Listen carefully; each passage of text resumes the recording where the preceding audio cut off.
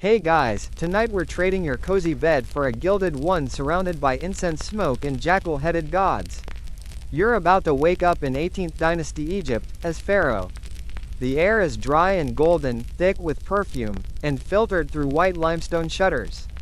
Somewhere, a harp is playing. And yes, that's someone massaging your feet before you've even opened your eyes. You rule the Nile, you speak for Ra, you are, technically, a god. But here's the thing. They don't tell you about the ulcers, the political paranoia, or the terrifying reality that being the most powerful person in Egypt also makes you the biggest target. You're worshipped, sure, but you're also expected to hold the cosmos together before breakfast. No pressure, right? You probably won't survive this. So, before you get comfortable, take a moment to like the video and subscribe, but only if you genuinely enjoy what I do here. And let me know in the comments where you're watching from, and what time it is in your part of the world. Now, dim the lights, maybe turn on a fan for that soft background hum, and let's ease into tonight's journey together. You stir in thick linen sheets. The first thing you notice, besides the heavily embroidered canopy overhead, is that you are not alone. 3 fan bearers hover at a polite distance, waving palm fronds like it's their sole purpose in life. Which, unfortunately, it is. Then comes the sound of sandals slapping on polished floor tiles. A priest enters, bearing a golden bowl of sacred water. You haven't spoken, but he greets you like thunder. Life, prosperity, health. Pharaoh has awakened. You are Pharaoh. You are the horizon between earth and sky. But you are also half asleep, slightly hungry, and already dreading the first meeting. They don't let you dress yourself. That would be vulgar. Instead, you stand still as 3 attendants paint your eyelids with kohl, meant to ward off both sun and evil spirits, and wrap your body in sheer linen. A beaded collar, ceremonial dagger, and perfumed oil complete the ensemble. One priest whispers a morning prayer, another checks your ankles for swelling. You sneeze once and immediately, a scribe notes it down. Historians still argue whether every sneeze from a pharaoh was interpreted as a sign from the gods or just seasonal allergies. Either way, it's recorded. You move through your palace like a dreamer in a labyrinth. The walls shimmer with painted reeds, leaping gazelles, and triumphal scenes of you smiting your enemies, despite the fact that you, personally, have never held a spear. The throne room lies ahead, an architectural brag made from cedar, lapis lazuli, and a ridiculous number of lion motifs. Breakfast arrives, and you don't really get to choose it. You're expected to eat symbolically, lotus honey for renewal, dates for wisdom, and a tiny portion of roasted duck because some royal ancestor did so once, 400 years ago. You want bread. You get legacy. As you eat, servants read reports aloud. Grain stores in Upper Egypt are looking adequate. The Temple of Amun wants another land grant. Your half-brother, the high priest, has begun referring to himself as voice of the heavens again. A diplomat from the Hittites has arrived bearing wine and possibly veiled threats. You sip fig beer and nod sagely, though you're wondering if this wine is any good and whether anyone would notice if you skipped the temple procession today. You can't skip anything. Even silence is a statement when you wear a crown shaped like 2 cobras and your face appears on every monument from Elephantine to the Delta. Your life isn't your own anymore. It's a symbol, a performance. You are expected to be perfectly divine at all hours. Imagine if your every breath were part of state propaganda. Welcome to your Tuesday. Here's the twist. The myth says you're the living incarnation of Horus, falcon god of kingship. But you know, deep down, that you're also just a guy with a sore back and too many cousins plotting their next move. Fun fact. Some pharaohs issued edicts while still in bed. Not laziness, just a practical way to rule when your sandals are jewel-encrusted and weigh as much as a toddler. Today, however, you can't get away with lounging. There's a ceremony to preside over, a marriage negotiation to finalize, and oh yes, the river gods need appeasing before flood season. You glance at your calendar, which is based on lunar cycles, solar alignments, and your astrologer's suspiciously vague dreams.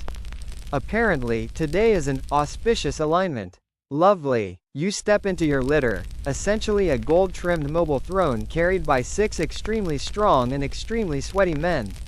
The crowd cheers as you pass, and you nod with the studied calm of someone who knows half those cheers are required and the other half are fear. A small boy in the crowd tosses a flower at your feet. You smile gently. Your guards silently take note of his family. There's grandeur in your every move. That's by design. Pharaohs don't just rule, they perform rulership. You are theater and theology in a single linen bundle. The sun beats down, and you feel the weight of your headdress pressing into your scalp. By the way, your crown? It's probably fake. Most of the ceremonial crowns were too heavy for actual wear. Historians still debate whether pharaohs wore real crowns outside ceremonies or swapped them for more comfortable replicas. Either way, your neck is starting to ache. And yet, there's a moment, as you gaze over your people, as the Nile glimmers like a silver ribbon, when it all feels timeless. You are part of something eternal. Your name will echo through centuries. Statues will carry your face long after your bones are dust. Maybe it is worth the ulcers. But you still miss bread. The sun climbs higher, and with it, your obligations. You're not allowed to enjoy a quiet stroll in your gardens, not without being flanked by guards, priests, and at least 2 scribes scribbling down your every glance at a sycamore fig. You thought being pharaoh meant freedom. Instead, it's a royal treadmill, wrapped in silk. You return to your palace, where your official day begins. It's not even mid-morning. A line of dignitaries awaits, each one as nervous as a goat in the crocodile district. Some bow so low they practically eat floor tiles. Others stand too straight, trying to signal confidence without slipping into treason. You recognize most of them, your vizier, your general, a few hereditary nobles, and that one grain overseer who always smells like vinegar and ambition. They offer petitions. Trade routes need adjusting. A wall near the Memphis granaries collapsed. One priest insists the API's bull has started mooing more aggressively, which he interprets as a demand for more incense. You nod, you smile, you issue decrees. Your voice is calm, measured, and tinged with divinity, but your mind is already wandering. You're thinking about yesterday's dream, the one with the black ibis and the vanishing stars. Was it a warning? A prophecy? Or just too much fermented date wine? Historians still argue whether dreams recorded in temple scrolls were genuinely believed to be divine messages or just post hoc explanations for royal decisions. Either way, you order a priest of Thoth to consult the stars. Just in case. Midway through a particularly tedious report on stone block shipments from Aswan, your eyes drift to the decorative basin near your throne. It's filled with lotus blossoms, their pale blue petals opening in the heat. A mosquito lands on one and instantly drowns. You envy it. Suddenly, your vizier coughs gently. Great one, the Nubian envoy is waiting. You raise an eyebrow. Now? The vizier nods. He brought a leopard. Right. That leopard. You remember now. The southern envoy's attempt at diplomacy through dramatic animal gifting. It worked last year, with that ceremonial giraffe. But the leopard? That thing was not sedated. You rise, sweeping through the hall like a linen ghost. As you enter the reception courtyard, musicians strike up a low tune. The Nubian emissary steps forward, resplendent in gold and red, and bows so deeply his forehead touches stone. Behind him, the leopard, thankfully on a leash, growls softly. You accept the gift with a gracious nod, resisting the urge to back away slowly. The envoy begins his speech. You don't interrupt, but you already know what's coming. Trade access, military alliances, a request to share river rights. You smile diplomatically and make a vague comment about the blessings of harmony in the flood season. The real conversation will happen later, between your scribes and theirs. You're the symbol, not the negotiator. Still, the leopard gets a nice new enclosure, and your personal zoo now includes one additional liability. You retreat to the inner sanctum. Not for rest, don't be silly, but for the part of the day where you deal with your extended family. Your sister wife is already waiting. Let's talk about that. Marriage, when you're pharaoh, isn't a matter of love. It's a political calculus that makes Sudoku look lazy. You marry your sister to keep the bloodline pure, though historians still debate whether that term was literal or just an elite power preservation myth. Either way, your family tree is more of a wreath. She greets you with a graceful nod, but her eyes are calculating. She's smarter than your vizier and more ambitious than your general, and you've learned to respect that. You have 3 children together, one of whom might be your heir. Maybe, but then there's your other wife, the Mitanni princess, sent as a diplomatic offering and a very expensive truce.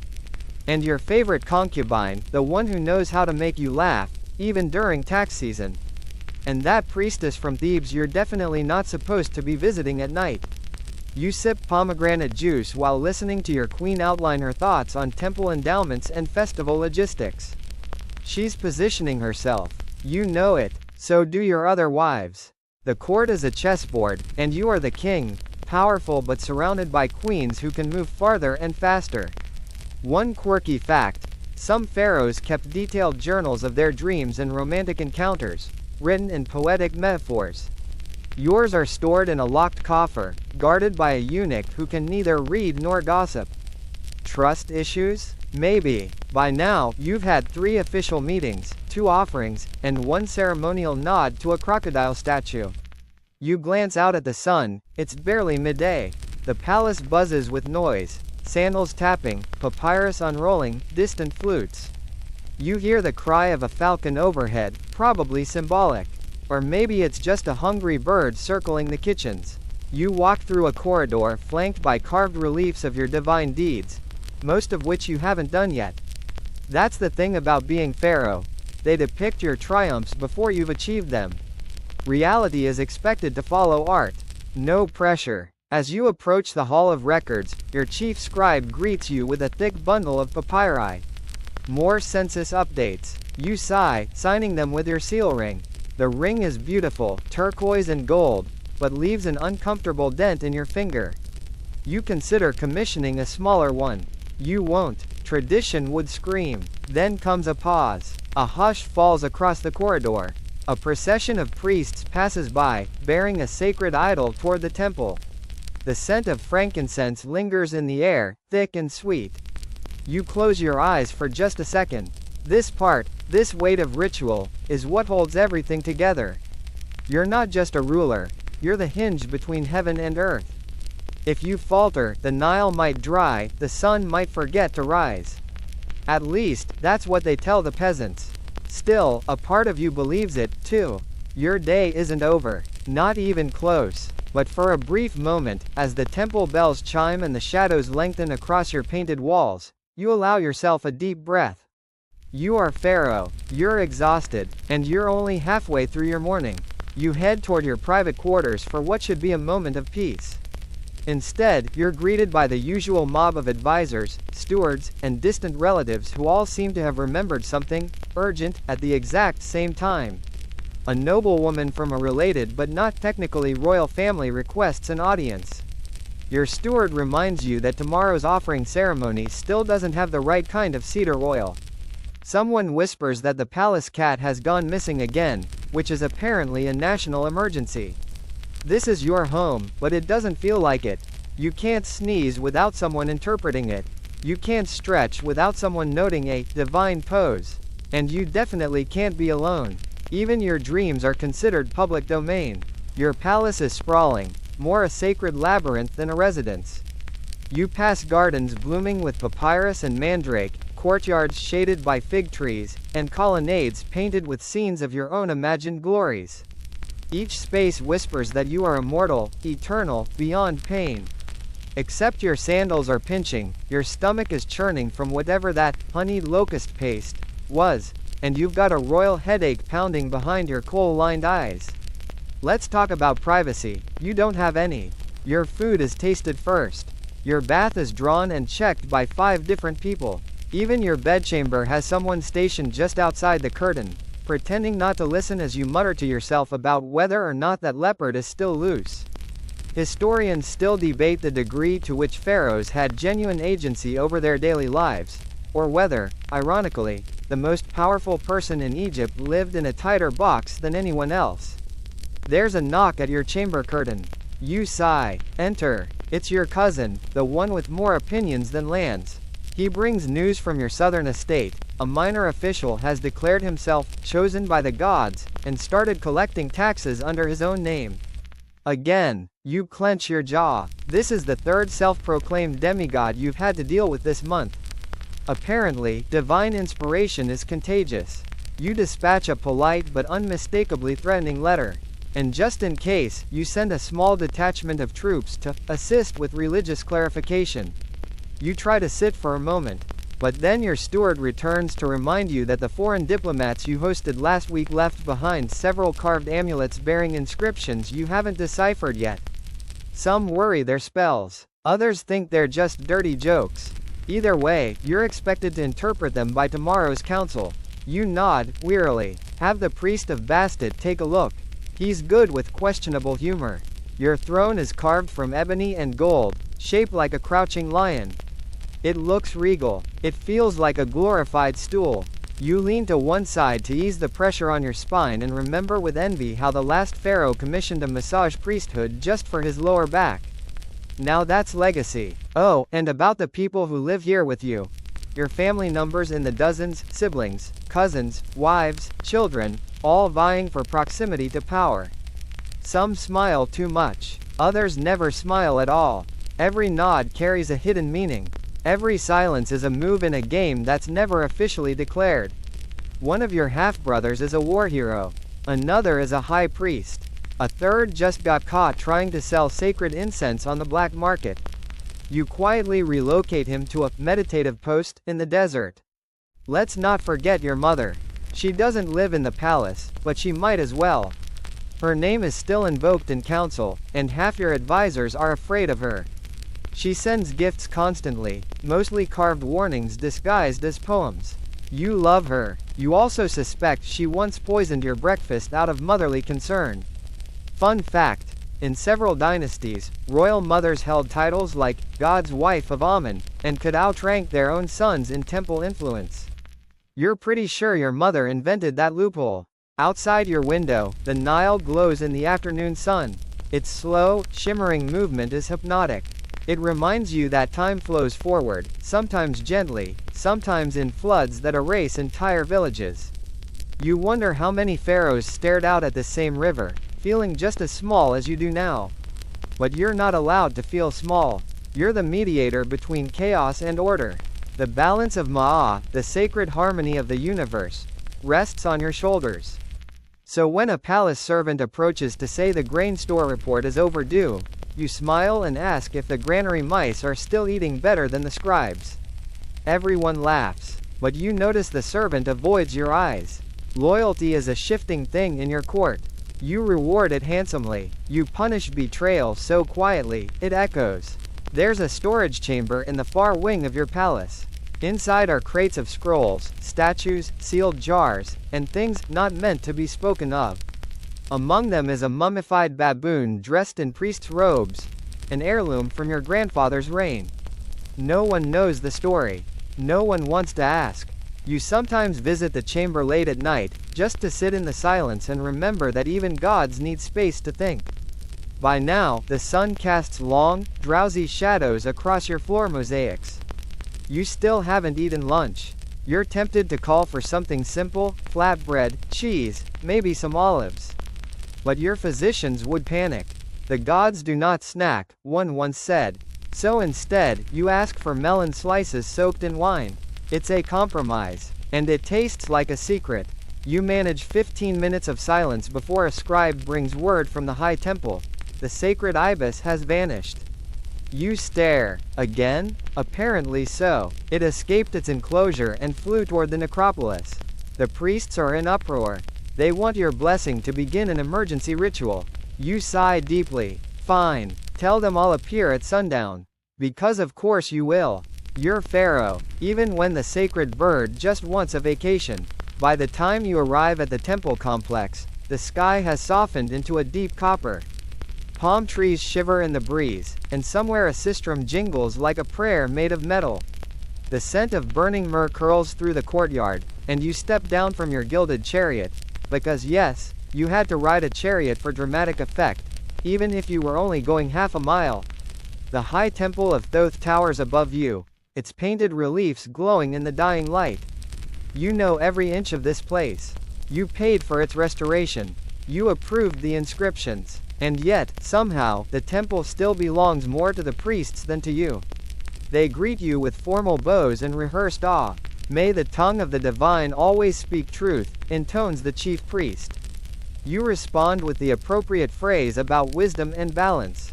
It's all very serious, very sacred, and very, very exhausting. The missing ibis? It's perched contentedly on a statue just above the inner shrine, preening its feathers like it's mocking everyone below. One acolyte is in tears. Another is already fasting. You resist the urge to laugh.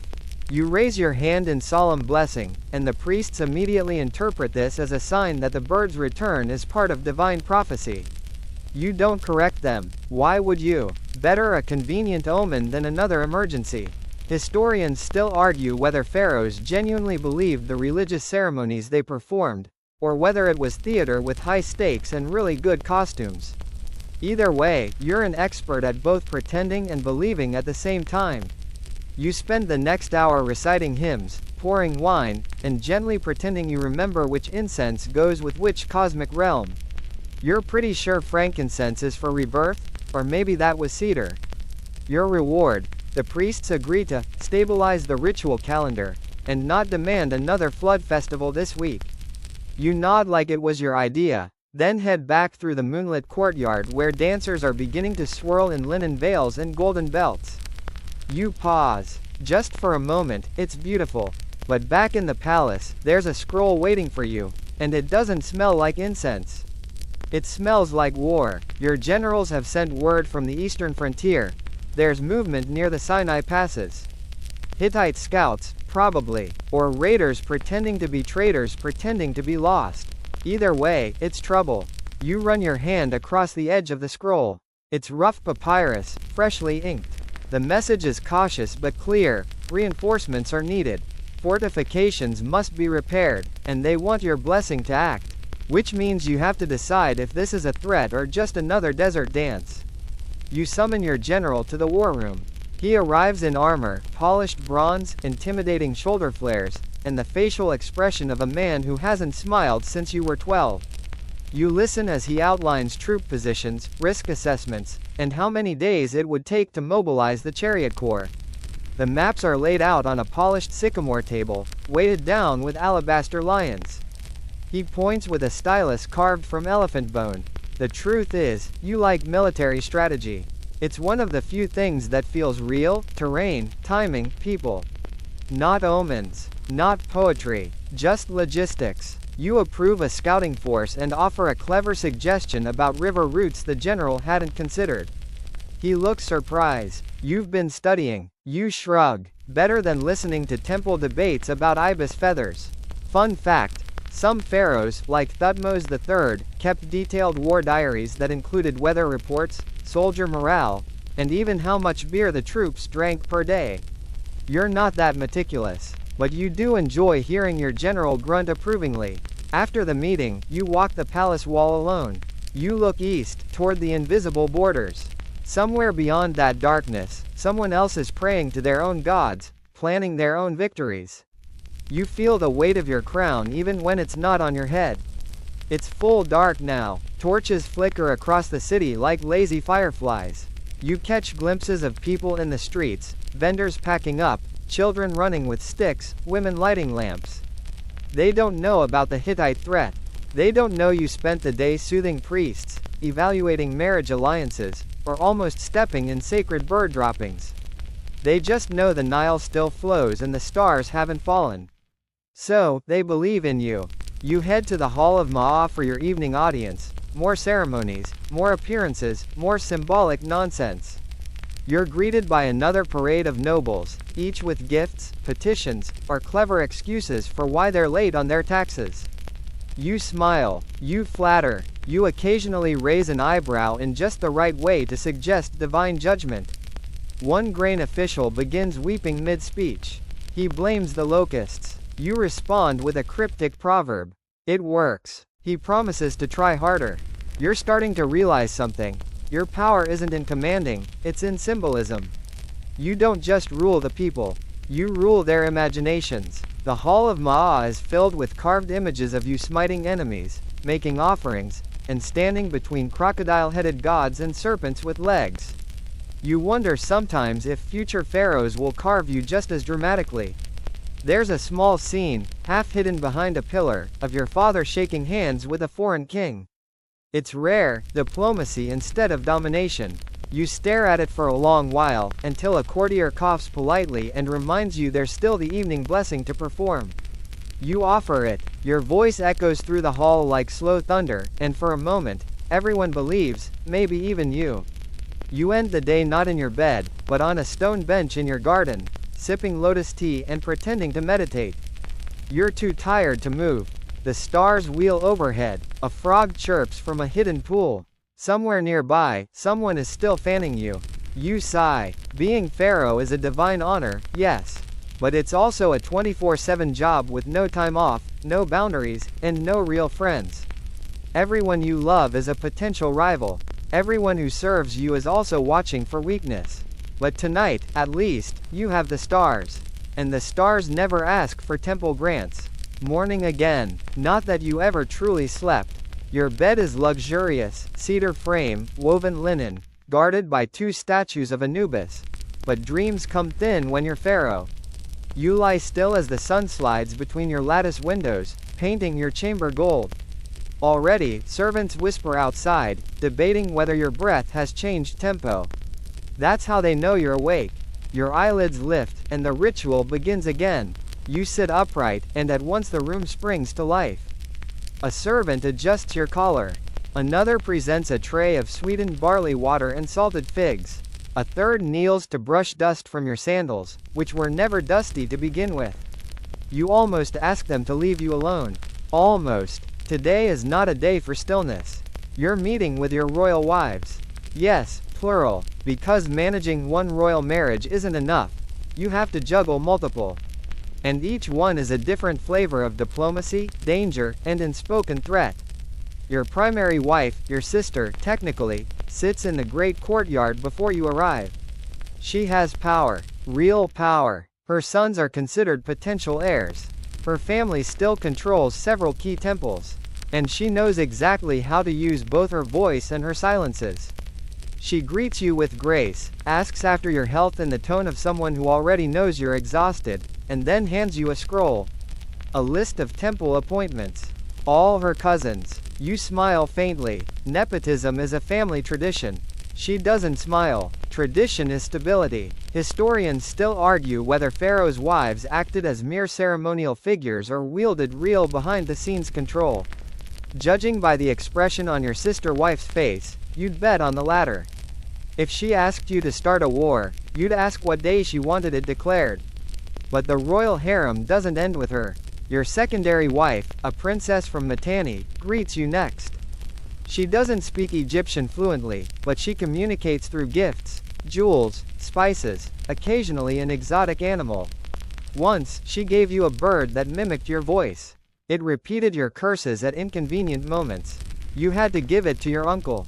She's clever, though, watching, learning. Every time you meet her gaze, you feel like she's memorizing your soul in case she needs to blackmail it later. Then there's the third, not royal, not noble, just a girl from the Temple of Hathor who somehow became your favorite. She makes you laugh, and for that alone, she's dangerous. She's also pregnant. That complicates everything, because producing an heir is your top job. And your worst nightmare, you already have several sons. Probably, at least 2 officially. One might be the child of your cousin wife. Another is rumored to be the result of a particularly awkward festival night in Thebes. There's no DNA test in ancient Egypt, just gossip, resemblance, and who the priests decide is most favored by the gods. Choosing an heir isn't just a matter of bloodline, it's a test of political survival. The wrong choice sparks rebellion. The right one might still get poisoned by his brothers, or uncles, or you, if things get dicey. There's a story about your great-grandfather. When his heir tried to overthrow him, he sent the boy off to command a border outpost. That outpost happened to be located in a scorpion-infested swamp. No one asked follow-up questions. You think about that as your youngest son stares up at you during a temple procession later that morning. He's 5, dressed in tiny royal linens, and already knows how to bow without wrinkling them. You want to feel proud. You mostly feel tired. Fun fact: pharaohs were often depicted in art alongside their sons, not because they liked them, but because it projected stability. In reality, many rulers outlived multiple heirs, or had to erase inconvenient ones from monuments. Your chisel budget has a line item for that. You spend part of the day reviewing offerings. Not religious ones, bribes, really. Nobles offering donations to the temple in exchange for marriage arrangements, land grants, or a chance to serve in your court. You nod approvingly at a particularly elaborate golden scepter, then quietly ask your steward to melt it down. It's hideous. Your wives gather again for the afternoon festival preparations. They're dressed like divine incarnations, but their words are knives. One comments on another's perfume. Another, accidentally, steps on a sandal train. You sit between them, smiling blandly and wondering if your death will be slow or immediate, or the result of one too many passive-aggressive dinner conversations. And then, almost mercifully, a distraction. The palace physician arrives, flustered. Great Pharaoh, there is an ailment among the concubines. You raise a brow. Ailment? Boils. Possibly contagious. And there are rumors of curses. You pinch the bridge of your nose. Of course there are. He babbles about treatments involving crocodile fat, moldy bread, and clay smeared with sacred words. You wave him away. Tell him to isolate the afflicted and sacrifice a chicken or something suitably dramatic. He bows and rushes off, trailing herbs.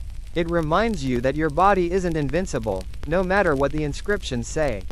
You've already had your fair share of mystery illnesses, fevers, and one very embarrassing bout of food poisoning after a banquet honoring the god of digestion.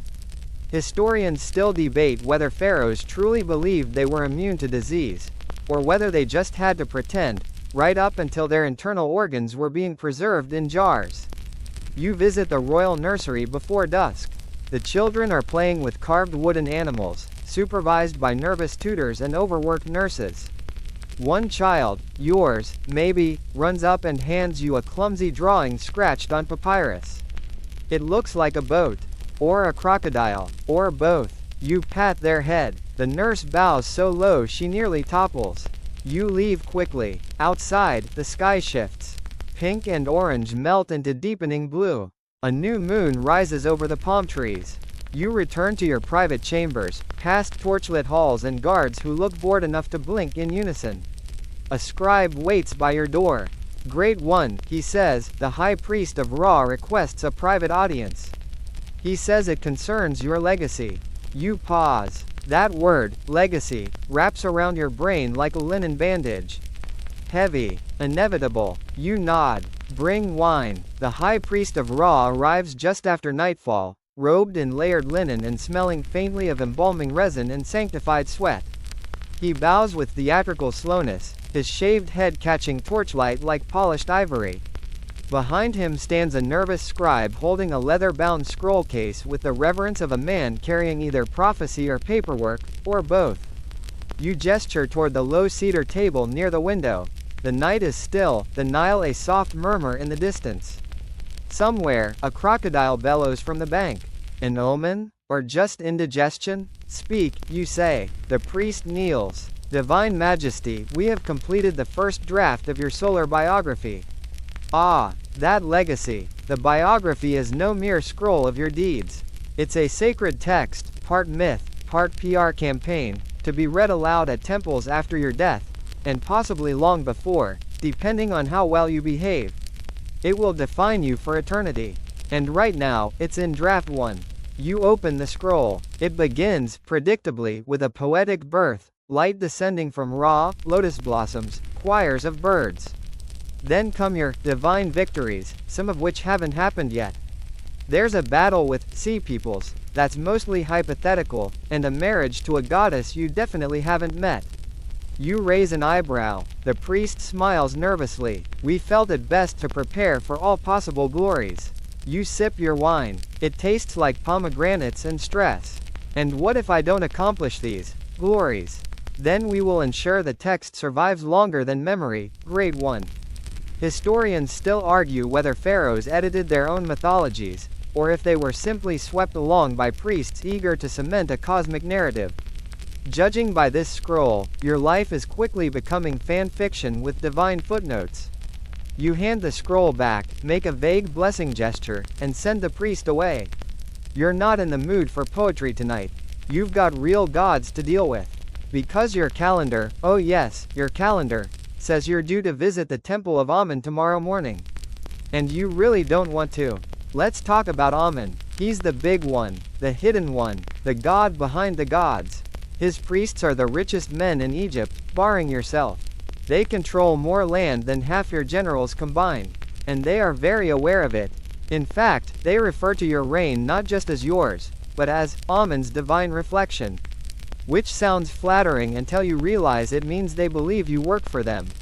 Your father tried to curb their power. So did your grandfather. One tried to reduce their temple lands. Another tried to replace Amun entirely with Aten, the sun disk. That didn't end well. The priests retaliated by erasing his name from monuments and pretending he never existed. Fun fact, we still don't know exactly how much wealth the Temple of Amun controlled, but some records suggest it employed over 80,000 people, farmers, scribes, artisans, and yes, full-time goose handlers. You have no illusions. You are king, yes. But the priests are the treasury. And now they want more. Your steward arrives just before dawn with a fresh scroll. The high priest of Amun requests a new endowment, 4 estates, 2 cattle herds, and exclusive control of the festival route in Thebes. You blink. Is that all? He shrugs. For now, you want to refuse. You should refuse. But the last time someone denied Amun's priests, a mysterious illness swept through the palace and a statue of the king fell over during a ceremony. No one said anything. They didn't have to. Historians still debate whether the priesthood of Amun actively plotted coups or simply mastered the art of divine inconvenience. You decide to delay your decision.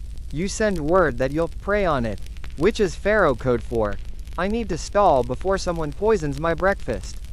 Instead of heading to the temple, you go for a chariot ride. The early morning air is cool against your face, and the desert smells like stone and acacia. You speed across a flat stretch near the edge of the city, hooves thundering, sand rising in soft plumes. For the first time in days, you feel your own breath, your own weight, your own pulse. It feels good, real. Your driver, an old friend from your youth, glances over. You needed this. You nod. No words. This friend, this stable-born charioteer who's risen alongside you, is one of the few who still treats you like a person. He's also one of the few who's never asked for land, titles, or divine blessing. You keep him close and quiet. He knows things, like how your left knee always aches in winter, or which wines give you bad dreams. You return to the palace windblown and refreshed, only to be met by a line of scribes, a temple courier, and a royal cook waving a goose carcass. You blink. Did I miss something? The cook bows deeply. The priests of Khnum sent this as a symbolic offering. It was still alive when it arrived. You step past him and head for your private garden. You sit beneath a sycamore, ignoring everyone, and finally open the stone tablet your mother sent earlier. It's covered in beautifully carved hieroglyphs, half proverb, half guilt trip. A pharaoh who bows to every wind will lose the Nile beneath his sandals. Classic. You stare at the pond. A lotus unfolds. A frog chirps. You breathe. Here's the thing no one tells you. Being pharaoh isn't about deciding. It's about balancing. Everyone wants something. Temples, generals, wives, gods, and you are the fulcrum. Wobble, and the whole thing tips into famine, revolt, or magical scapegoat rituals. So you steady yourself. You stand. You summon your steward and say, tell the high priest of Amun he may have 1 estate, not 4. And the cattle herd may be shared with the house of Ptah. The steward flinches. He will be displeased. You smile coldly. Then he may pray harder. And just like that, you walk back into the fray, still barefoot from your garden, sand clinging to your heels like a whisper from the desert. Because no one rules the gods. Not even you. You're halfway through a papyrus scroll detailing brick shipments when a servant barges in, breathless. Forgive me, divine majesty, but the tomb architects request your presence. The alignment, there's a problem. You raise an eyebrow. The alignment of what? The burial shaft. It tilts. Of course it does. You rise, leaving behind the papyrus and your half-finished barley cake. Down the corridors you go, sandals slapping softly on polished tiles, escorted by a nervous trail of scribes and overseers. You exit the palace, mount a waiting chariot, and ride through sun-bleached streets toward the valley. This is your tomb they're building. No one says that out loud, of course. Too morbid, but everyone knows. The House of Eternity. The great resting place that must be as perfect as your reign was supposed to be. And now the shaft is crooked. You arrive at the construction site with a frown that freezes several foremen mid-hammer. The tomb mouth gapes from the rock like an open secret, flanked by half-carved pillars and the unmistakable stench of dust, sweat, and divine anxiety. The chief architect bows low. May the sun never set on your glory, Great One. We may have miscalculated the celestial axis. By 3 cubits. You narrow your eyes. 3. He nods. Possibly 4. You exhale slowly. Let's talk about tombs. Your eternal home must be aligned with the stars, warded against spirits, and stocked with enough offerings, statues, and spells to keep your soul comfortably entertained for all eternity. That's a tall order, especially when half your craftsmen are also moonlighting on other nobles' tombs for extra bread. Historians still argue whether pharaohs actually designed their own burial chambers or left the details to priests and artisans. You've chosen to be involved, because frankly, your faith in delegation eroded sometime around your 6th suspicious, accidental fire, in the granaries. You descend into the shaft. It's dark, cool, and narrow. Flickering torchlight dances across half-finished walls marked with chalk outlines, jackals, falcons, sun discs. Your own face repeating endlessly across the stone. You trail your fingers along the grooves. Some of them are too shallow.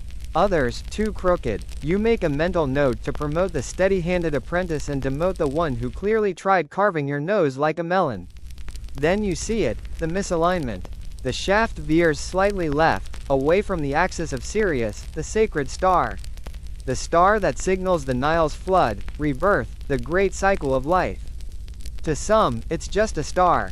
To you, it's everything. You glare at the architect.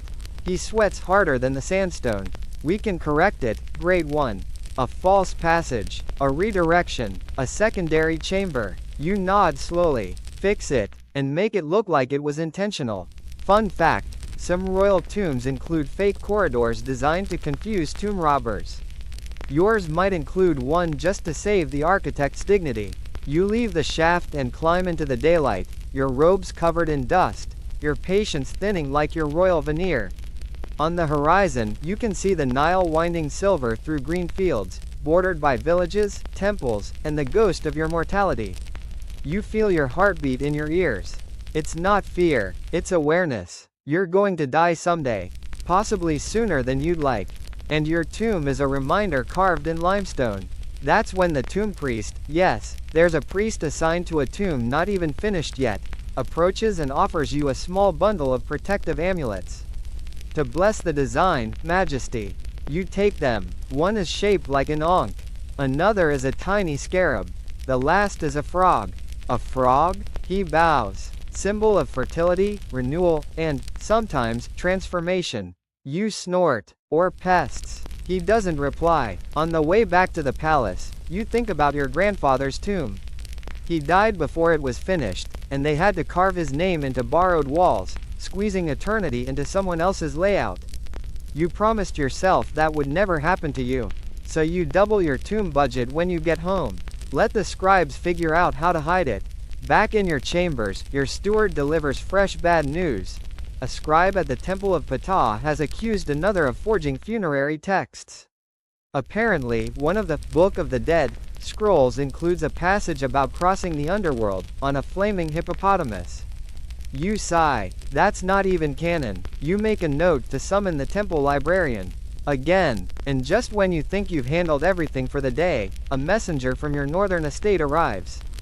He's bruised, out of breath, and smells like he's been chased by jackals. The statue, he says. The one of your divine likeness. It cracked. You stare. Cracked? He nods, eyes wide. Right down the middle. No earthquake. No lightning. It just split. Now that is an omen. Historians still argue whether these kinds of incidents were staged. Cracks forced into statues to justify regime changes or temple reforms. But this one wasn't staged. You felt something shift. A subtle wrongness. A divine shiver. You end the day in the Great Hall, lighting incense before a statue of Ra and asking for guidance in the usual vague way. You know better than to ask for miracles. You just want a sign, preferably one that doesn't involve frogs, cracked statues, or misaligned tombs. As the smoke curls upward, you think about your place in all of this. You're not just a man. You're a ritual, a symbol, a cosmic pivot, but even symbols break, and no one has yet figured out how to mummify legacy. It's early evening, and the palace is strangely quiet, at least on the surface. Beneath the stillness, you can feel it, the tension. Like a rope pulled taut between too many pulleys. You're halfway through a perfunctory blessing ceremony in the temple garden when your vizier sidles up, soft-footed as a cat. He's not supposed to speak during the incense rite, but he leans in close enough for you to smell his breath, cloves and fear. There's a scroll, Majesty, he whispers. From the eastern provinces. It bears the mark of the Red Seal. You stiffen. The Red Seal isn't just a courier mark, it's the code for unrest. You excuse yourself with a flick of your hand. The priests keep chanting. They're too used to pretending you're omnipresent to question your exit. You retreat into the cool corridor behind the temple's rear chamber, away from prying eyes. The vizier unfurls the scroll with trembling hands. It's from the governor of Bubastis. There was a riot. Farmers protesting taxes, priests accusing soldiers of desecration, someone set fire to a granary, and a statue of you was dragged into the street and spat on. Repeatedly. You read it 3 times. Slowly. It's not just an outburst.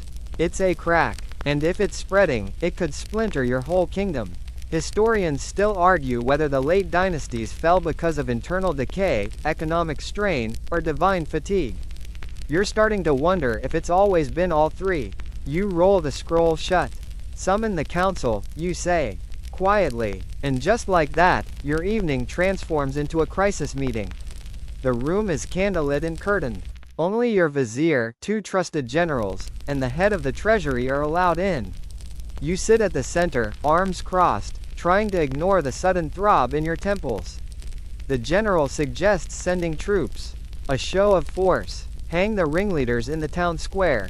The treasurer warns against it. The harvest is late. People are hungry, angry. You'll be feeding flames. Your vizier is quiet for a long moment. Then he says, you could go there. Yourself. You blink. To Bubastis? Personally? It would remind them who you are, he says. The living God. The one who listens. You lean back. Here's the dilemma. Go, and you risk seeming weak, or worse, human. Stay, and the story spreads that the pharaoh hides behind palace walls while his statues are defaced and his name is chanted in curses.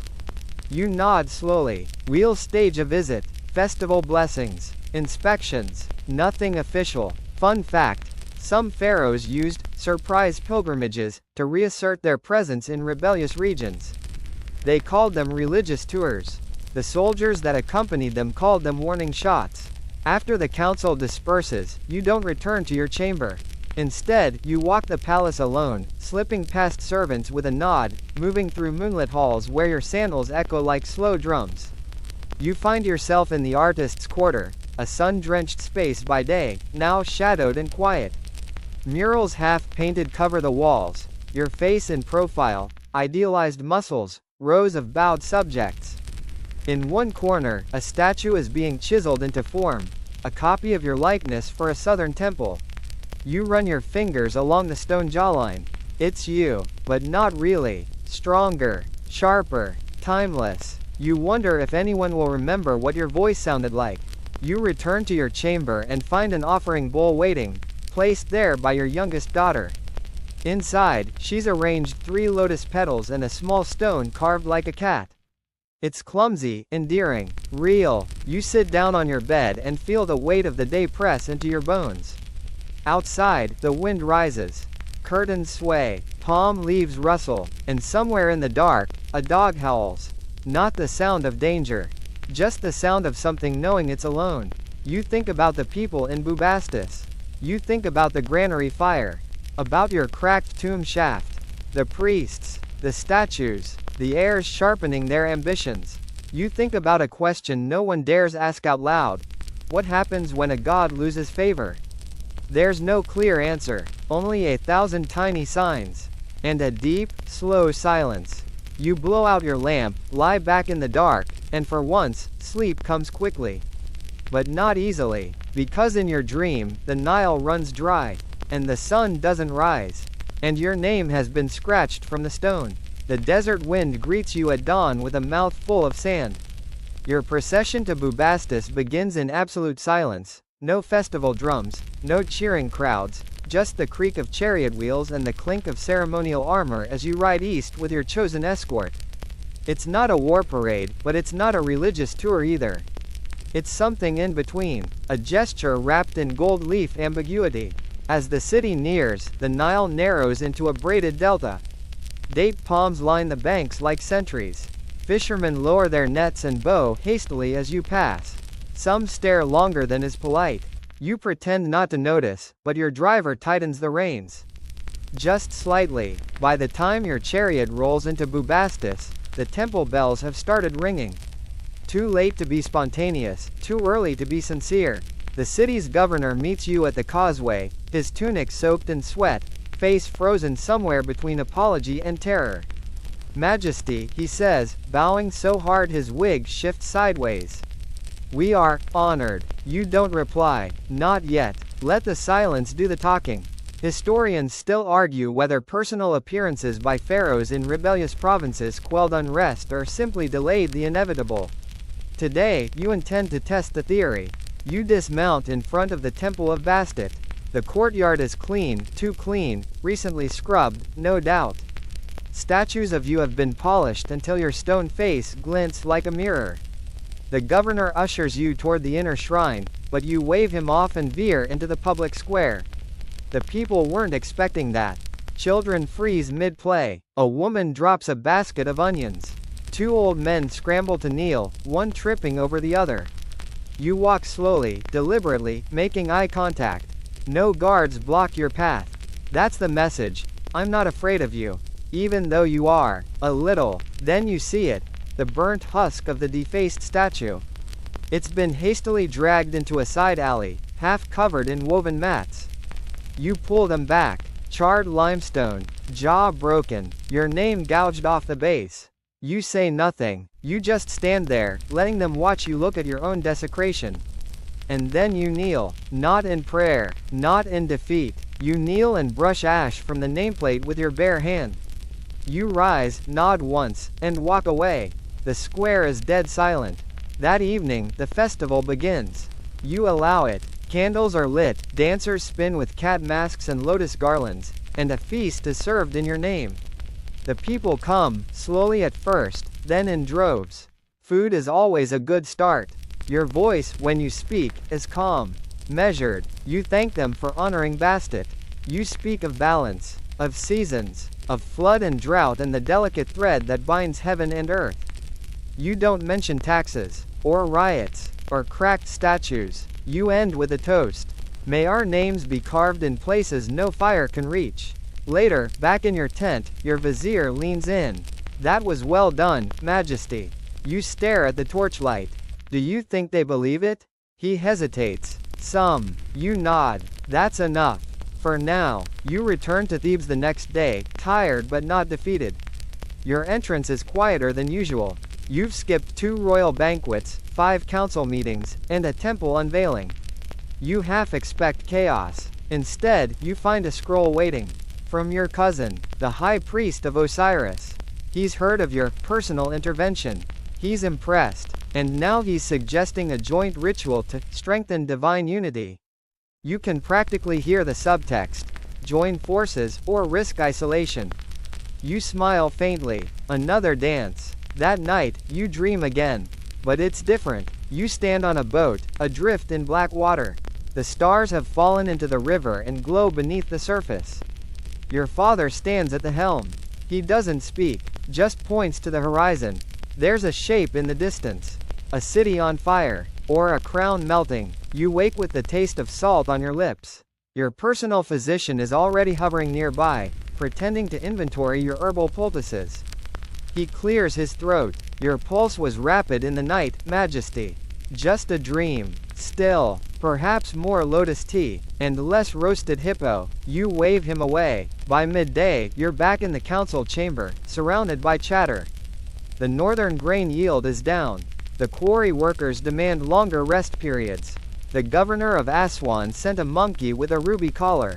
No one knows why. You listen. You nod. You grant one favor, deny two others, and declare that the monkey will serve as an official palace mascot. Everyone laughs, nervously, but beneath it all, you feel it, the fraying edges. Legacy doesn't crack all at once. It begins with a statue, a scroll, a single name erased, but it spreads like smoke in a linen store, slow, suffocating, and hard to pin down. So you tighten your grip. You double the guard at the temples. You commission 2 new monuments, taller, louder, impossible to ignore. You personally select hymns for the next solstice. And when your scribe reads you the morning petitions, you interrupt. Add this, you say. A decree. All statues of the Pharaoh must be re-anointed. Immediately. A pause. With what oil, Majesty? You smile without warmth. The most fragrant one we have. Because if the people are going to doubt your divinity, you'll make sure they smell your immortality before they dare speak it aloud. The scent of frankincense haunts your every step now. You can't walk from one chamber to the next without passing an altar, a censer, or some anxious priest with a brass burner trailing smoke like divine perfume. It clings to your linen. It curls into your sandals. It's in your hair. Your food tastes like it. Your dreams smell like it. Why? Because your decree is being followed, to the letter. Every statue of you across the kingdom is now bathed in the finest oil, anointed at dawn and dusk with prayers that sound suspiciously like apologies. Even the broken statue in Bubastis has been, symbolically reconsecrated. You didn't ask how. You don't want to know. You've become both the fire and the fire extinguisher. This morning, your favorite statue, the one with the relaxed jawline and less exaggerated biceps, is dragged into the palace courtyard for an extra re-anointing. An entire procession forms around it, including an overzealous harpist who composes a song on the spot. You stand there, hands clasped behind your back, watching your own likeness get lovingly massaged by a man who seems entirely too enthusiastic about the process. Do you want me to hum something sacred? The harpist asks, already plucking strings. No, you say. He hums anyway. Historians still argue whether such rituals were genuine displays of reverence or increasingly desperate attempts at divine damage control. Standing here, watching a man rub lotus oil into your stone calves, you feel confident in choosing the latter. Later, in the Hall of Records, your scribe reads the daily scrolls aloud. Report from the Nile Watchers. Floodwaters expected to rise ahead of schedule. You nod. Report from Memphis. Another petition from the Temple of Ptah requesting a larger sacred pool. They claim the current one is too small for proper crocodile housing. You sigh. They have one crocodile. Yes, Majesty. But they say it gets lonely. You rub your temples. They may build a second pool. But no fish fountains. Of course, Majesty. A pause. Then, also, the astrologers request an audience. They claim there's a convergence coming. Of course there is. You meet them after sunset, in the sky court, where the constellations flicker above your head like gossiping gods. They've laid out charts, sticks, polished stones, basically fancy dice, and one of them is already muttering to the stars. The horizon speaks, he says. Something stirs in the house of Suthis. You raise a brow. Serious? He nods. The dog star weeps. Its tears signal a great choice, or a great undoing. You've heard this before. Every other month, a convergence happens. The stars align. A shadow passes over Ra's eye. It's always some omen, and it always means disaster or triumph, depending on who's paying the priests. But tonight, something about the air feels different. You thank the astrologers, dismiss them with a formal blessing, and remain under the stars. It's cold, not desert night cold, deep cold, the kind that prickles the back of your neck and seeps into your bones like time itself is watching you. You think about the cracked statue again, and the cracked shaft, and the burned nameplate. Maybe it's not coincidence. Maybe something is stirring. You don't sleep that night. Instead, you wander the palace alone, corridors echoing with your bare feet, the moon following you like a judgment. You find yourself in the scroll library, the quietest room in the entire palace. Rows of ancient reed-wrapped records, some written in your grandfather's hand, some so old no one dares unroll them. You pick one at random. It's a funerary spell, part of the old priesthood's songs of ascension. You whisper the first line. The one who forgets his name becomes the meal of serpents. Cheerful, you put the scroll down. Here's the part you never say out loud. You don't feel divine anymore. Not in your joints, which creak when you kneel. Not in your reflection, where the lines around your eyes deepen. Not in the way the priests pause before speaking, as if calculating how much longer you'll be useful. You feel like a man pretending to be a god pretending to be a man again. And it's exhausting. So the next day, you do something unusual. You leave the palace. Alone. No guards. No fanfare. Just you, a simple cloak, and a basket of offerings slung over your shoulder. You walk down to the banks of the Nile. It's just past sunrise, the water thick with mist and gold. You pass fishermen who barely glance at you. A boy tosses a stick into the river for a barking dog.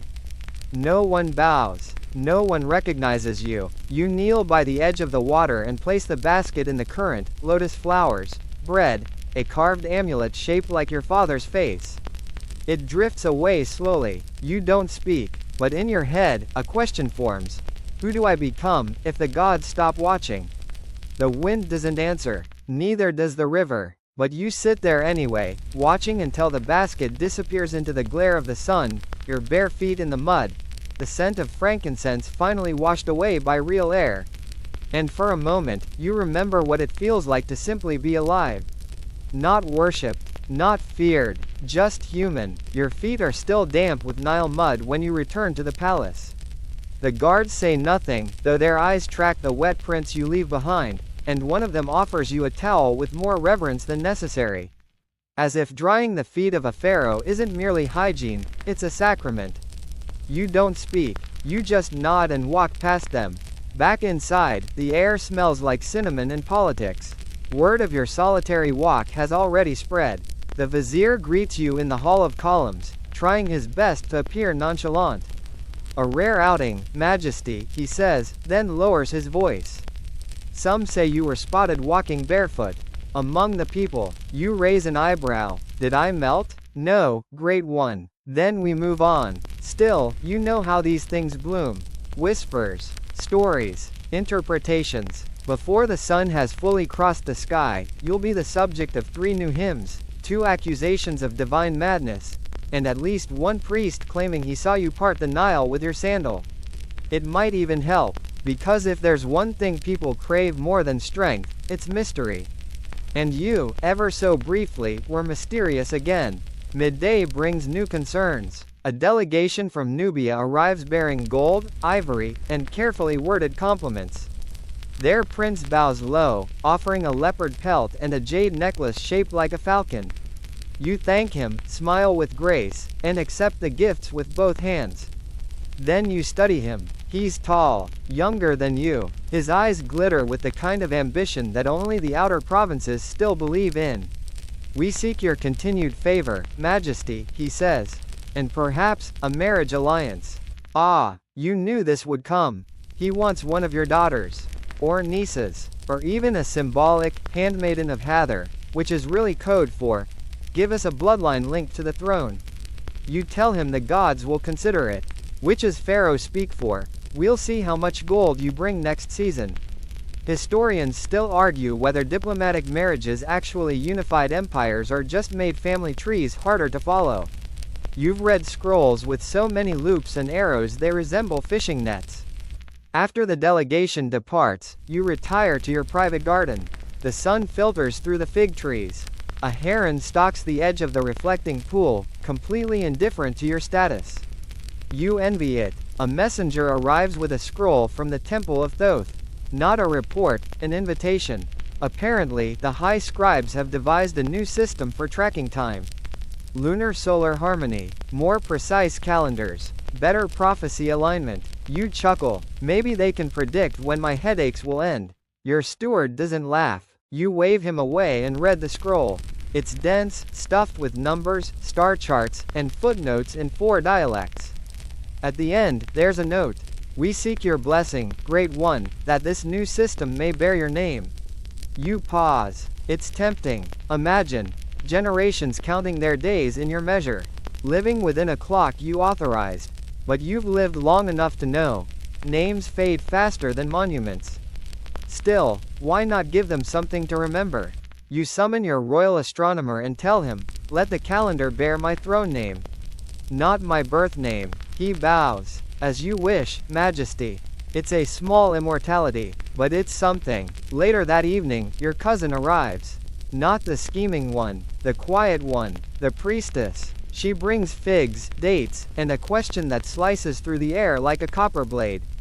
Do you still believe in the gods, cousin? You stop mid-bite. Chew. Swallow. I believe they exist. That's not the same as believing in them.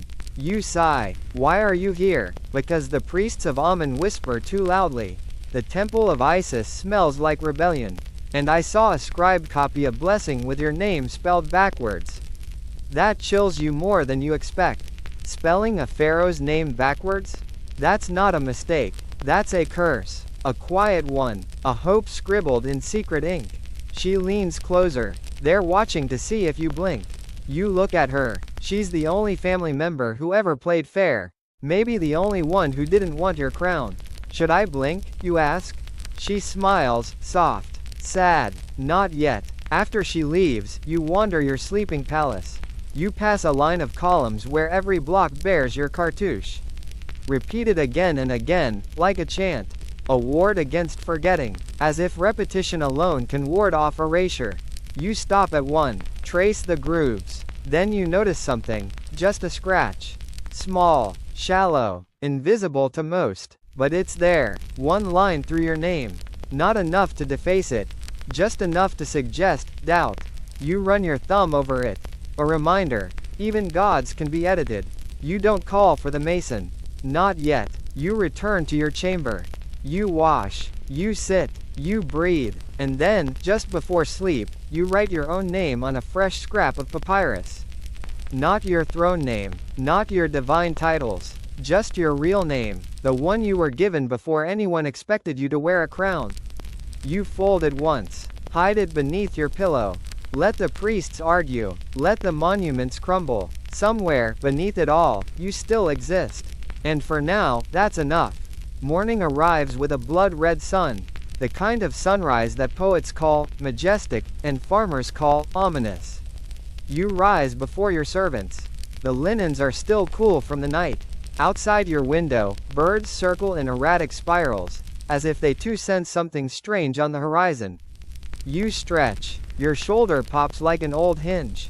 You're not as young as the last statue suggests.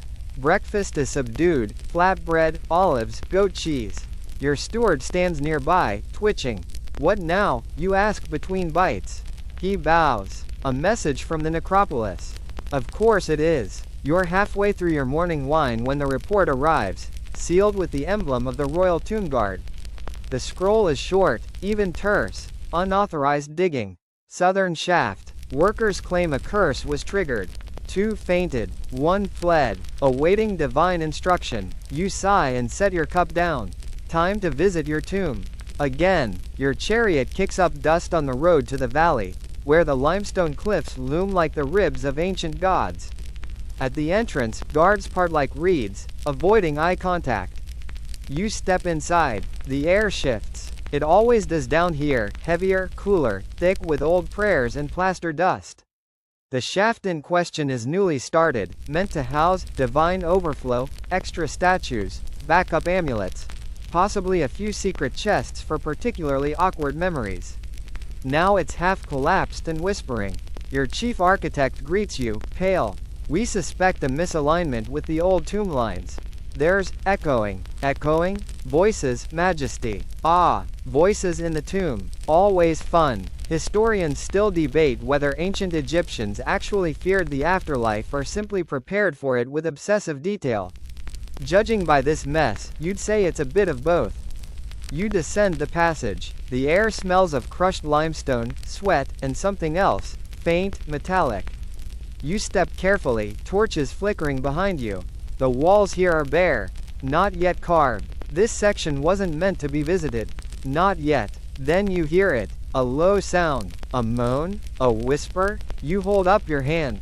Everyone stops. There it is again, just beneath the rustle of flame. Like breath through a reed. Like language, almost, but warped by dust and space. You turn to your guards. Leave. They hesitate. You say it again, lower. Leave. They obey. You're alone now, in a half-dug passage beneath your future grave. The only sound is your heartbeat, and the whisper. You crouch, place your palm on the floor. The stone vibrates. It could be wind, it could be settling, or it could be the thousand-year hum of legacy coiling under pressure. You speak aloud, just one word, your real name. The whisper stops. Silence swells. Then, very softly, a breath of air moves through the tunnel, lifting dust from the floor in a slow spiral. You watch it rise, catch the torchlight, and disappear into nothing. You stand. You brush off your robes. And you walk out, slower now, eyes tracing every crack in the walls. Outside, the sun feels too bright. Your steward is waiting, a fresh scroll in his hand. Majesty, there's a new petition from the priests of Anubis. They say the burial rites need revision. The old chants are misfiring. Misfiring? He shifts uncomfortably. Someone recited the wrong verse. The embalmer fainted. A fire broke out in the sacred oil room. You inhale deeply. Of course it did. You ride back in silence.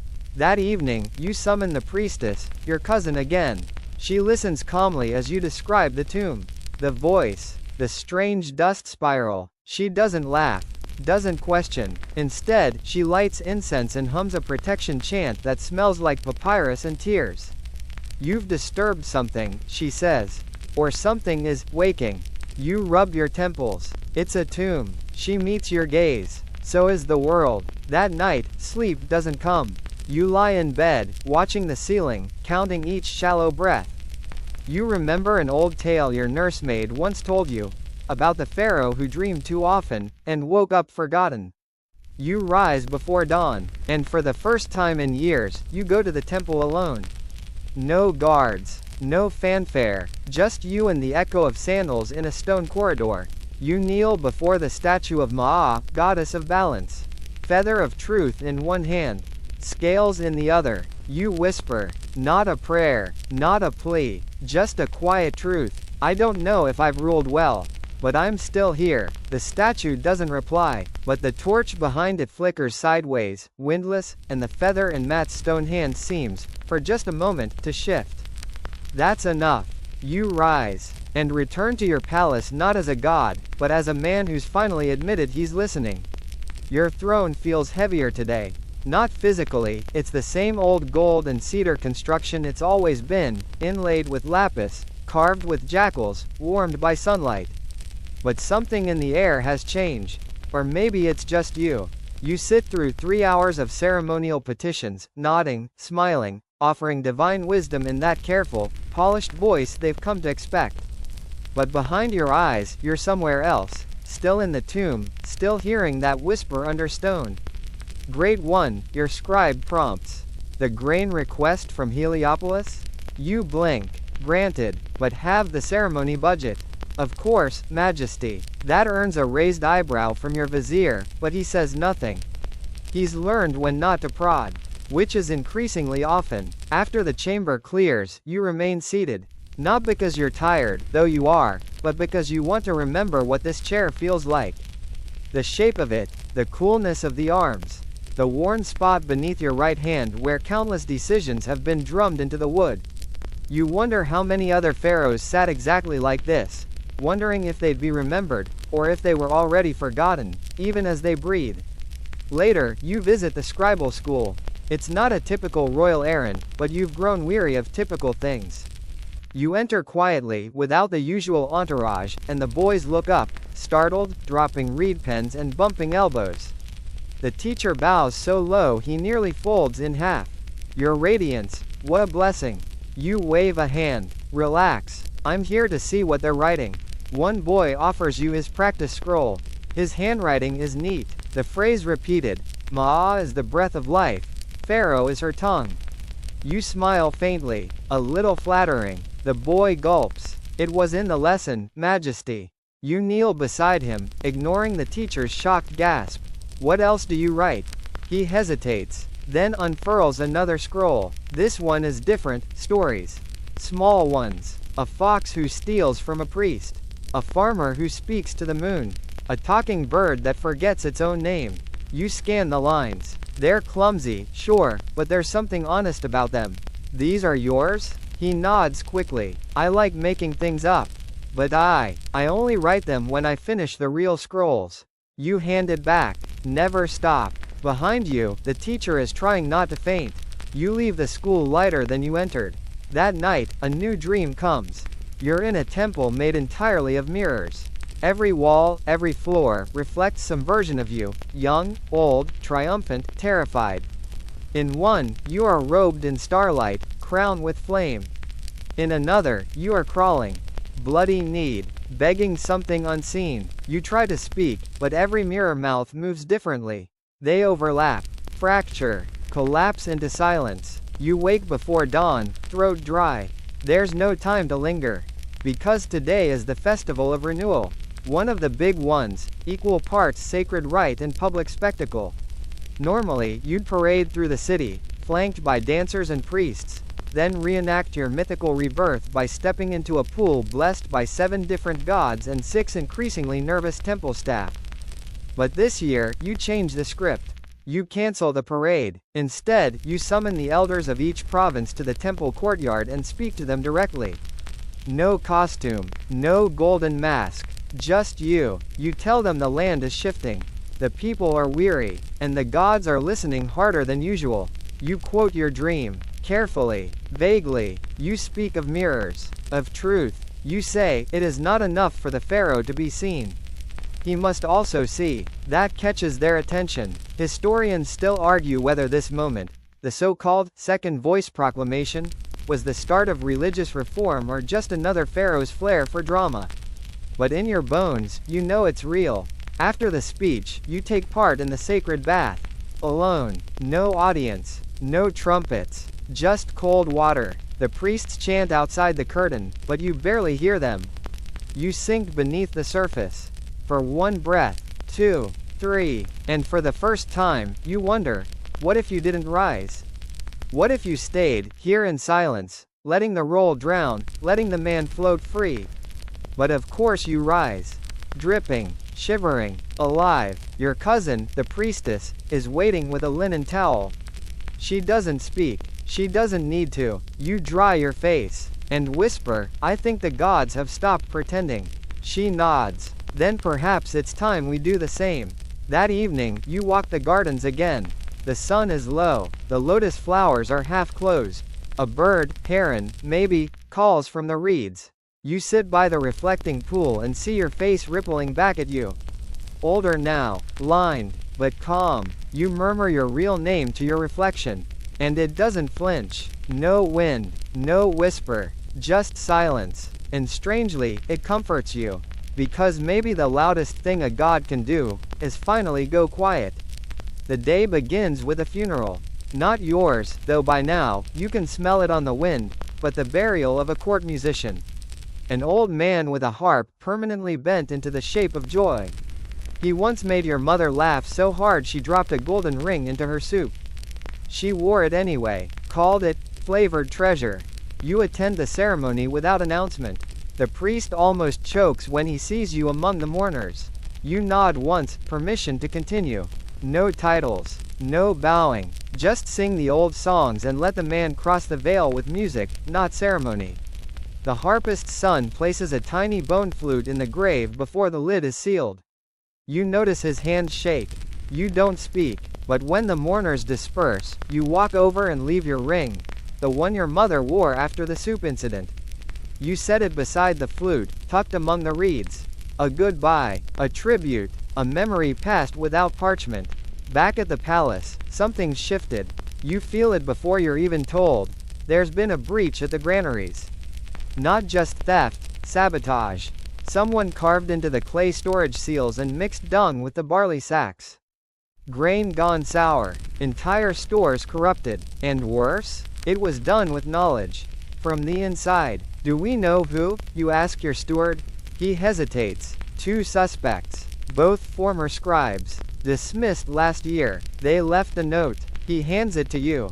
It's not a threat. It's worse. It's poetry. Let the god taste rot, so the people can eat truth. You read it twice. Then you crumple it and toss it into the brazier. You don't summon the guards. You don't call for blood. You sit with the silence. Let the betrayal sting. Because you know this, now, power isn't what they fear. It's what they resent. Historians still argue whether acts of rebellion this late in a pharaoh's reign were truly political, or just the desperate coughs of a dying dynasty. But you see the pattern. The outer rings unravel first.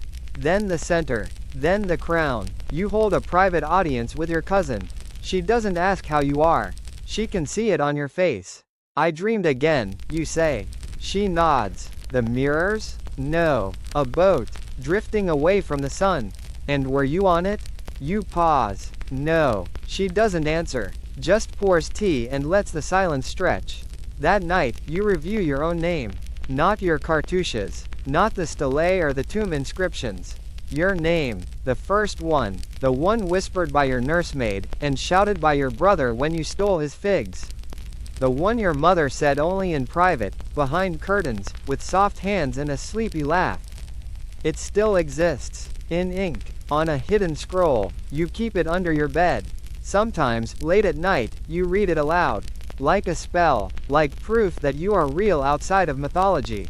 This evening, you recite it once more. And then, quietly, calmly, you burn the scroll. The flames are small, but the act is enormous. You are letting go of something. Not yourself. Just the illusion that you could ever carry both power and peace in the same hands. The next morning, you wake early. Earlier than the sun. You summon the chief mason. I want the tomb finished. He blinks. Majesty? No more adjustments. No more celestial shafts. Seal the side corridors. Complete the wall texts. Paint the ceiling. 1 month. That's all. He swallows. It will be done. You spend that afternoon in the Hall of Statues. They stretch around you like a forest of granite selves. You in every pose, smiling, conquering, blessing, judging. One has you holding a sheaf of grain. Another, a flail and crook. Yet another, a lion at your feet. That one always amused you. You've never even owned a cat. You walk past each image slowly, whispering your thoughts to them like confessions. Then you stop in front of the final one. It's the oldest, the first commissioned statue of you as Pharaoh. The features are still yours, but rounder, more hopeful. The eyes haven't yet learned suspicion. The shoulders aren't bowed by divine expectation. You raise a hand, touch its cheek. Do you still believe in me? You ask the stone. It says nothing, of course. But for a second, you imagine it does. Just long enough to remember what believing felt like. Back in your chamber, a storm rolls in. A real one this time. Thunder over the cliffs. Rain hammering the palace like hoofbeats from the sky. The torches flicker. The lotus bowls overflow. And through it all, you sit at your window. No servants. No crown. No mask. Just you, a cup of wine, and a night too loud to ignore. You raise the cup toward the darkness. To the next pharaoh, you whisper. And drink. Because someone else will sit on your throne. Someone else will carve their name. But none of them will remember what it cost you to keep the silence breathing this long. You begin your final month as Pharaoh with a sunrise walk through the unfinished tomb. No guards this time, no fanfare, just the soft pad of your sandals on the cool stone floor, the air still laced with ochre dust and the scent of lime from fresh cut plaster. The painters are already at work. You hear them muttering prayers as they mix pigments, cobalt for the sky, red ochre for your skin, malachite green for the gods. They freeze when you appear. You nod, carry on. They do, nervously, but you watch them work with a curious calm. There's something humbling about watching strangers paint your death like it's just another Tuesday. One strokes your likeness onto the wall, profile perfect, jaw strong, eyes lifted toward the sky. He's drawn you with the hands of a scholar, not a warrior. You don't correct him. You pass into the burial chamber where the sarcophagus awaits. Not yet sealed, not yet filled. Carved granite, cool to the touch. They've etched your name deeply this time, deeper than usual. Insurance, perhaps, to make it harder to scratch away. Your vizier meets you there. He looks tired, not from age, but from proximity. Being this close to a dying god frays the nerves. Majesty, he says, bowing. The council asks if you'll confirm your successor. You look at him. You've been putting it off. There's the general, strong, popular, ruthless, too loud. There's your nephew, clever, blooded, ambitious, too hungry. There's your daughter, wise, still, but the priests would riot. Probably. Not yet, you say. Soon. He nods, hiding disappointment like a child trying not to cry. There's also the matter of your divine procession. Ah, yes. The posthumous plan. The journey your body will take when you become a god entirely, down the Nile, through 20 cities, followed by incense and myth. Strip it down, you say. He flinches. Majesty, shorten the route. No golden boats. No flocks of birds released. Keep the music. Skip the thunder. But the omens. I've lived long enough to write my own omen, you murmur. He bows again, this time deeper. Maybe out of respect. Maybe out of fear. You leave the tomb and walk into the sun. It feels hotter now. Less like a blessing, more like a reminder. Your body aches in a new way. The kind that doesn't go away with lotus tea or prayer beads. You haven't said it aloud, but everyone knows, the end is closing in. The palace moves quieter these days. Servants step softer. Priests chant longer. Even the cats look at you with measured sympathy. Historians still argue whether the last days of a pharaoh were filled with honor or paranoia. You're here to say, it's both. Reverence with a tight jaw. Mourning dressed as protocol. You spend one night writing letters. Not orders. Not decrees. Just words. You write to the stonemasons, thanking them for chiseling your better self into eternity. You write to your cousin, the priestess, asking her to burn your name in a secret place, just once, in its truest form. You write to your daughter, telling her the Nile always bends, but never breaks. And you write one final note to the gods. It's short. I did what I could. I pretended longer than most. If that's not devotion, what is? You seal the notes in small clay jars and place them in your private sanctuary, among the fig trees and papyrus scrolls that no one visits anymore. The next morning, you wake with a strange lightness. There is nothing urgent, no statues to bless, no rebels to pardon, no wine to approve. You walk barefoot to your garden. The grass is cool, the sun is kind, a bird calls from the pomegranate tree and you smile, because you've heard that song before, but not for decades. You used to mimic it as a boy, long before crowns and funerals. You lie in the shade and close your eyes. And for the first time since the gods placed this weight on your shoulders, you sleep without dreaming of tombs. You sleep like a man, not a myth. You sleep like someone who no longer needs to be remembered. You're floating now. The weight of gold, of names, of titles, they've all been set down. Somewhere far behind you, the palace grows silent, the torchlight dims, and the marble echoes fade into nothing. Here, the Nile is just water. Soft, dark, slow. No banners ripple, no servants wait, just reeds brushing the air and a breeze that doesn't ask your name. The boat you drift in is small, barely a platform, just enough for you in the sky. Stars overhead blink lazily, unconcerned with thrones or temples or dynasties. You feel your breath lengthen, each exhale softer than the last. Somewhere, a priest whispers your praises, but the river carries his words away before they reach your ears. You are no longer Pharaoh. You are not even man. You are something lighter, memory loosened from bone, song without voice. And still, the boat moves. Forward, always forward, not toward judgment, not toward rebirth, just onward. No map, no calendar, only stillness and that quiet rhythm. Water on wood, wind in reeds, your heartbeat slowly melting into the hush of time.